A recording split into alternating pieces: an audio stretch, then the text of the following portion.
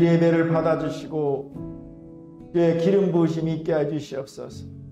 저희들이 예배를 흠양하시고 우리들의 간구에 응답하여 주옵소서. 이제 2024년 시작이 되었습니다. 내 입을 넓게 열라 내가 채우리라 하겠사오니 하나님 입을 넓게 열줄 수 있는 용기도 허락하여 주시고 믿음도 허락하여 주시고 하나님 간구하는 역사도 있게 하여 주옵소서. 특별히 우리 정산영 형제를 불쌍히 여겨 주시고 필요하여 주옵소서. 예수님의 이름으로 기도합니다. 아멘. 저는 본문 말씀을 가지고 설날 예배는 축복의 통로다라는 제목으로 함께 은혜를 나누도록 하겠습니다. 정산영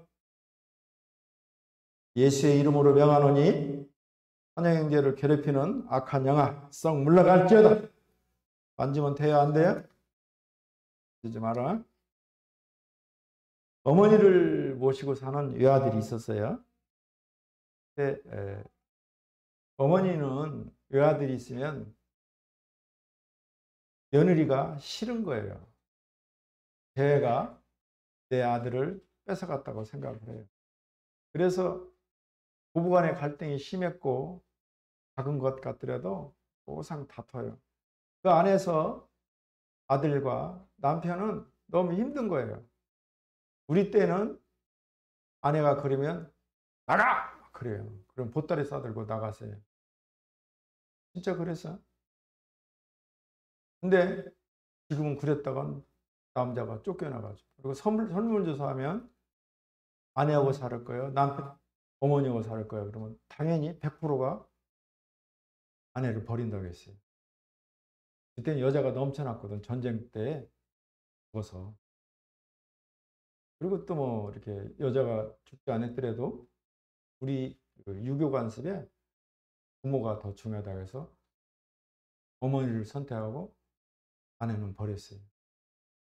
바닷 가운데 아내하고 어머니가 빠져 있으면 아내 먼저 구한다니 그게 100%였어요. 지금은 뭐라고 가르쳐요? 아내부터 구하라는 거예요. 세상이 변했어요. 어쨌든 이렇게 고부 갈등이 심해서 남편이 머리 아픈 거예요.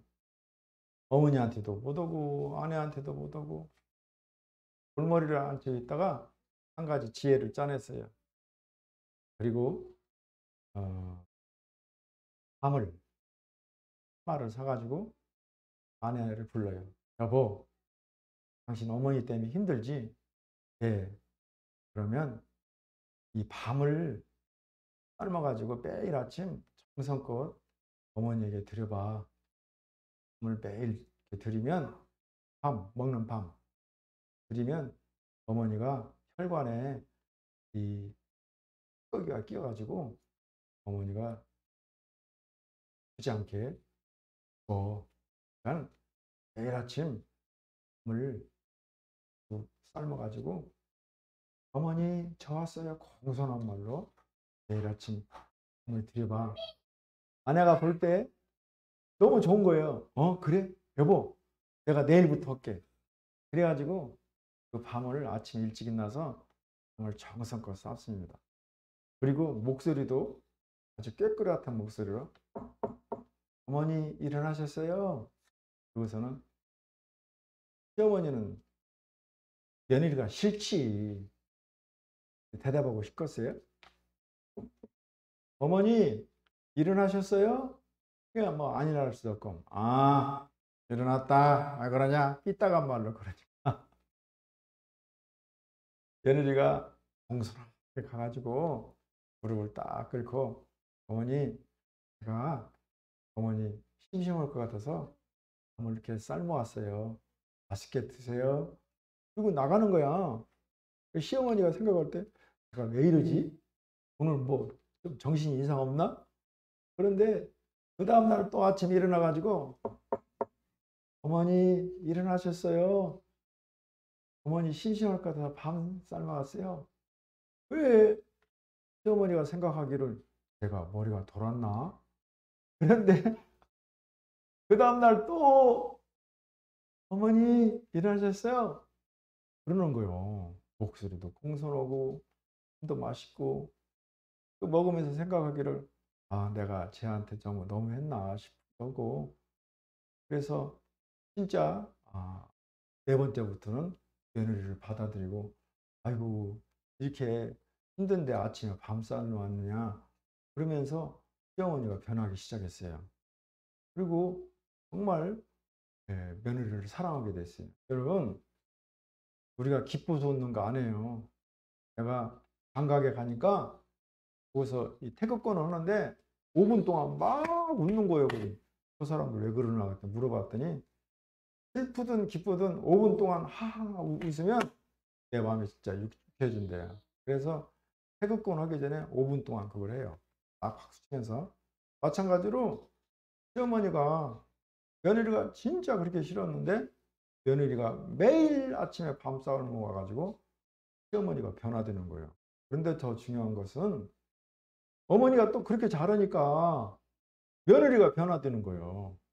그러면서 한 달이 지나가니까 며느리가 남편한테 그러는 거예요.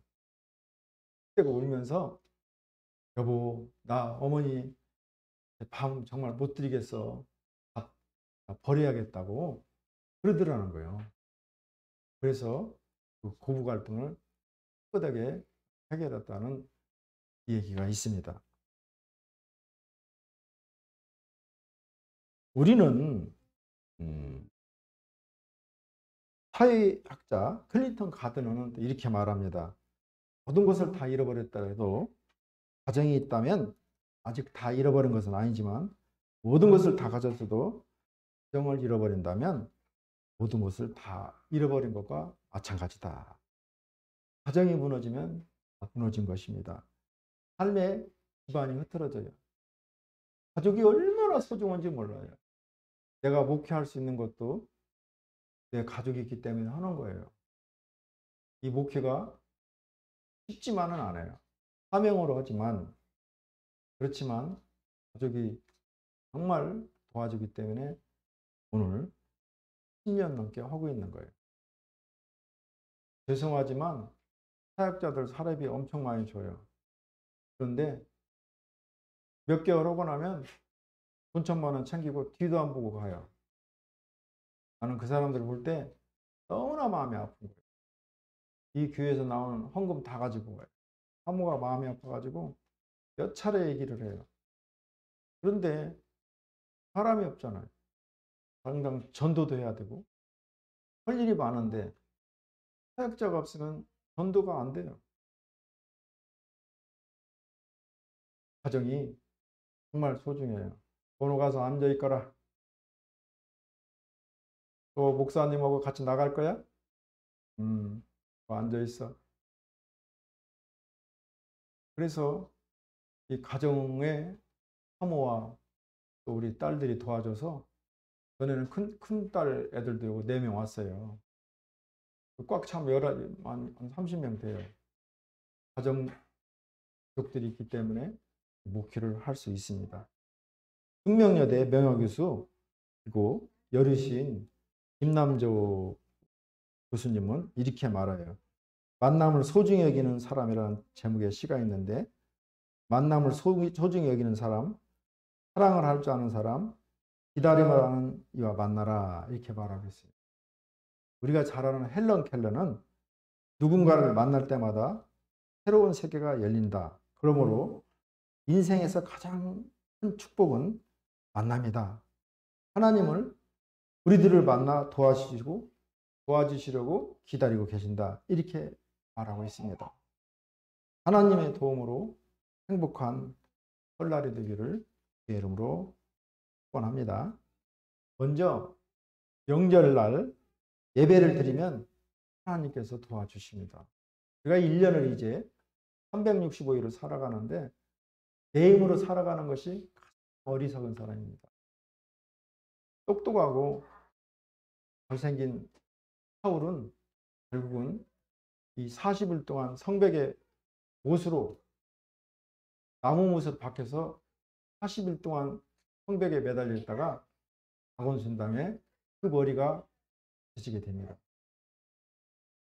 키가 잘생기고 인물이 헐치는 이 사울은 그러한 비참한 말로를 겪습니다. 그는 자기가 사무엘이 돼서 제사를 드리고 자기가 왕이 돼서 하나님의 일을 대신했습니다. 성공의 비결은 하나님의 의지였는 거예요. 그 비결이 설날, 명절 때 먼저 예배를 드리면 하나님의 기름 부으심이, 하나님의 도우심이 하늘로부터 내려와서 1년 동안 우리를 인도해 가는 것입니다. 시편 121편은 이스라엘 백성들이 성전에 올라갈 때 이 맥추절, 또 유월절, 수장절에 성전에 올라갈 때 부른 찬양시입니다. 이스라엘 백성들이 내 도움이 어디서 올까라는 질문에 천지를 지으신 야훼 하나님으로부터 온다고 고백하고 있습니다. 천지 만물의 창조자요 인간의 생사와 복을 주관하신 하나님께서 예배를 드리는 자를 도와주시겠다는 것입니다. 우리가 예배를 드릴 때 그냥 예배를 본다고 하면 안 되는 거예요.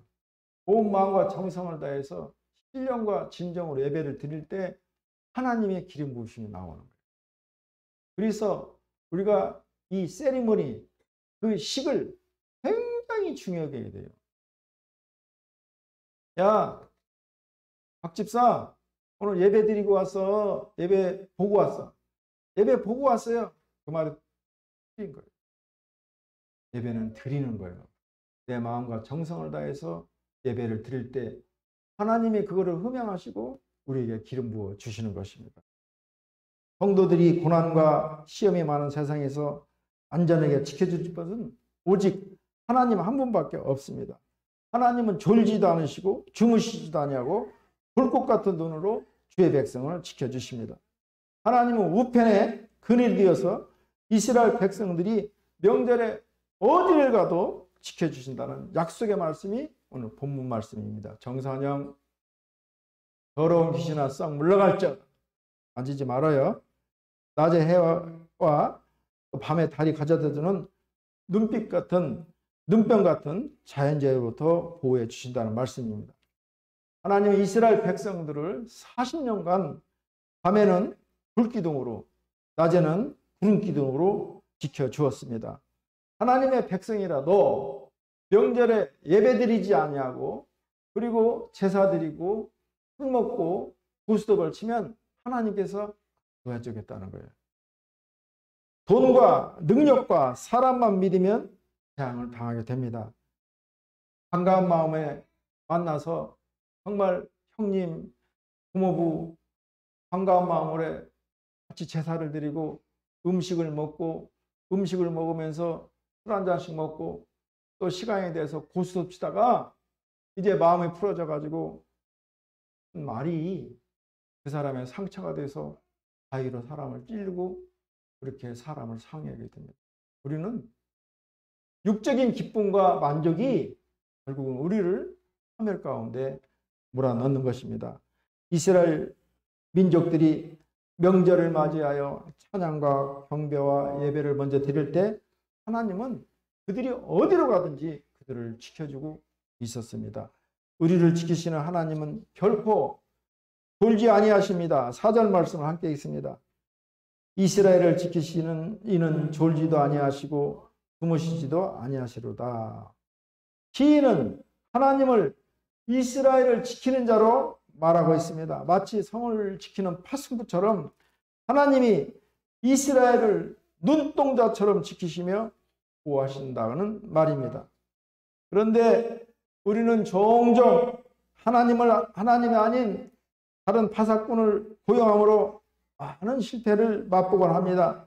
하나님께서 당시를 버린 이스라엘을 통해서 내 백성이 두 가지 악을 행하였나니 곧 생수의 근원되는 나를 버린 것과 스스로 웅둥이를 판 것인데 그것은 김건호 이 더러운 귀신아 건호 곁에서 썩 물러갔죠. 김건호 목사님과 나갈 거야. 떡을 이 더러운 귀신아 건호 곁에서 나올지어다. 울지 마라 건호야. 그들이 확실하다고 자신을 내어맡긴 웅덩이가 사실은 터져버린 쓸모없는 웅덩이가 된 것입니다. 이러한 일이 지금도 우리 삶 가운데 비일비재 일어나고 있습니다. 하나님이 아닌 돈을, 하나님이 아닌 사람을, 하나님이 아닌 힘과 권세를, 지식을 인생의 파수꾼으로 세우는 것이 그 신뢰입니다. 그러나 모든 것은 우리 인생을 온전히 지켜줄 수 없습니다. 오로지 하나님만이 온전하고도 완전한 파수꾼이십니다. 그분만이 참되신 신실한 보호자이십니다. 형 에서를 피해 그를 지켜주고 보호해줄 단 한 사람의 보호자도 없는 먼 이국으로 도망가야 신사했던 야곱이 졸지도 주무시지 않는 하나님께서 그를 지키심으로 야곱이 크게 번성케 되었다는 사실을 우리는 알고 있습니다. 훗날 그는 고백하기를 내 하나님, 내 조부의 아브라함의 하나님, 아버지 이삭의 섬기던 하나님, 나의 나무로부터 지금까지 나를 기르신 하나님, 이렇게 고백하고 있습니다. 야곱의 하나님, 그를 돌보시고 붙드신 하나님은 우리를 사며 모든 것, 그 일거수일투족까지 지키시고 파수하는 분이십니다. 그러므로 우리는 이 하나님을 의지해야 됩니다. 취하지도 않고 결코 줄이지도 아니하고 마르지도 않는 영생수로 채우시고 어떠한 세력의 공격도 허락하지 않으시는 영원한 하나님을 파수꾼으로 삼아 안정된 삶을 살기를 주의 이름으로 축원합니다. 신명기 32장 10절 말씀입니다. 여호와께서 그를 황무지에서 짐승이 부르짖는 광야에서 만나시고 호위하시며 보호하시며 자기의 눈동자같이 지키셨도다. 다음으로 금년 안에 살아갈 때 어려움이 있더라도 그때 두려워하지 마세요. 이스라엘 백성들이 하나님께서 허락하신 환난을 당할 때 께서 약속하신 말씀대로 두려워하지 않았습니다. 성경은 365번 두려워하지 말라고 우리에게 말하고 있습니다. 매일 두려워 말라, 두려워 말라, 두려워 말라. 오직 마음을 강하게 하고 담대하라. 가루나 우루나 치우치지 말고 오직 야의 말씀을 지켜 행하면 내 앞길이 평탄할 것이요 내 앞길이 형통할 것이요 너는 좌루나 우루나 치우치지 말고 오직 야의 말씀을 즐겨 묵상하며 그 말씀을 행할 때 물 가운데 빠질지라도 빠지지 아니하고 불 가운데 지날지라도 타지 아니라고 우리에게 약속하고 있습니다. 만남이 행복과 형통을 좌우합니다. 우리 설날에는 만남의 축복이 있어야 됩니다. 세상에는 여러 가지 만남이 있는데 사랑의 만남은 봄바람에 신비로운 꽃 한 개와 같습니다. 이별의 만남은 가을이 내린 떨어진 잎사귀처럼 우리 만남에 작은 흔적들이 남아 있습니다. 우연의 만남은 길가에서 서로 마주치고 우리 눈빛은 인연의 시작이었습니다. 친구와의 만남은 어릴 적 햇살 같은 너 친구로 만남이 시작되었습니다. 정채봉 시인은 만남에 대해서 이러한 시를 썼습니다. 가장 잘못된 만남은 생선과 같은 만남입니다. 만날수록 비린내가 납니다. 가장 조심해야 될 만남은 꽃송이 같은 만남입니다. 피어 있을 때는 환호하다가 시들어 버리니까. 가장 비천한 만남은 건전지와 같은 만남입니다. 힘이 있을 때는 간소하고 힘이 없을 때는 던져버립니다. 가장 시가운 아까운 만남은 지우개 같은 만남입니다. 금방의 만남이 순식간에 지워져 버리니까. 가장 아름다운 만남은 손수건과 같은 만남입니다. 내가 수고하고 애써서 땀 흘릴 때 그 손수건으로 나를 닦아주기 때문에 그렇습니다. 인생을 살아가면서 가장 큰 복이 만남의 축복입니다. 어떤 사람을 만나느냐에 따라 인생의 방향이 달라집니다. 어떤 사람을 만났느냐에 따라서 인생의 행불행이 나누어집니다. 인생을 살면서 최고의 만남은 예수님과의 만남입니다. 만남이 우리의 행복과 불행을 결정합니다. 우리 인생에 있어 가장 중요한 축복은 만남의 축복입니다. 그러므로 자녀들을 위해 기도하세요. 그리고 특별한 만남을 축복하기 위해서 기도하기 바랍니다. 마지막으로 명절에 예배를 드려야 됩니다. 이스라엘 백성들은 시편에 약속한 말씀대로 민족의 명절을 맞이해서 성전에서 예배를 드리고 기도하며 하나님께 감사했던 것입니다. 어느 순간에도 하나님만은 잊지 않는 성도가 되어야 됩니다. 8절 말씀을 우리 함께 읽습니다. 여호와께서 너의 출입을 지금부터 영원까지 지키리로다. 시편 121편을 보면 지키다라는 말이 6번 나옵니다. 그리고 8절에는 지킬 것이라는 말이 3번 나옵니다. 이것은 하나님이 지키실 뿐이 아니라 지켜주신다는 말을 강조하기 위해서 8번, 3번씩 말하고 있습니다. 이처럼 중요한 사실조차 쉽게 잊어버리는 우리 인생에게 하나님의 보호하심을 보다 깊이 각인시키려는 의도가 6번, 3번 반복해서 말하고 있습니다. 이 같은 하나님의 보호하심을 경험했어도 불구하고 아주 작은 위험만 있더라도 이 사실을 잃어버리고 어려움을 허락하시는 하나님을 원망하고 그리고 세상에 빠지는 어리석은 사람들이 많이 있었던 것입니다.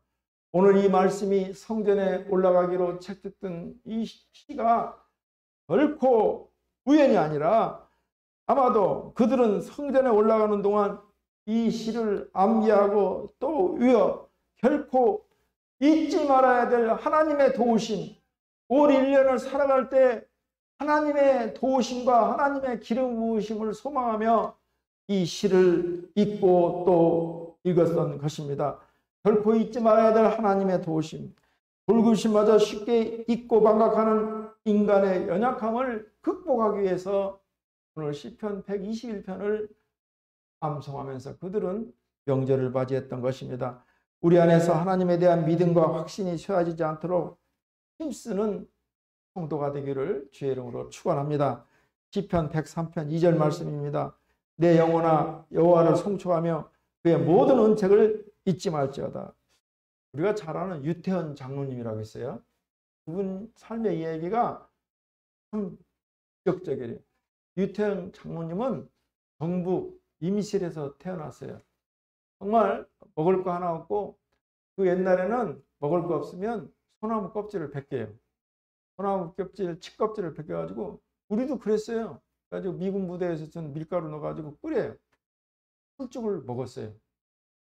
그렇게 먹을 거 없어요. 미군에서 강냉이죽 주면 그거 가지고 있었어요. 그런데 이제 초등학교 갈 나이가 됐는데 초등학교 가야 될 돈, 우리 때는 초등학교도 돈 내고 갔어요. 선생님이 월사금 불러요. 집에 와서 돈 가져오라고. 초등학교 선생님들이 그때는 국민학교죠. 집에 와서 월사금 걷어갔어요. 돈 없으면 학교도 못 가는 거예요. 그렇게 어려운 가정이었는데 아버지가 큰맘 먹고 1년 늦게 장로님을 학교에 입학시킵니다. 그것이 그 장로님 가족의 이루였어요. 할렘매 중에 5번째였던 장로님은 초등학교 5학년 때 어머니 손을 잡고 교회로 가게 됩니다. 기도 생활은 어린 시절에 몇십 년을 단 하루도 빠짐없이 했다고 그래요.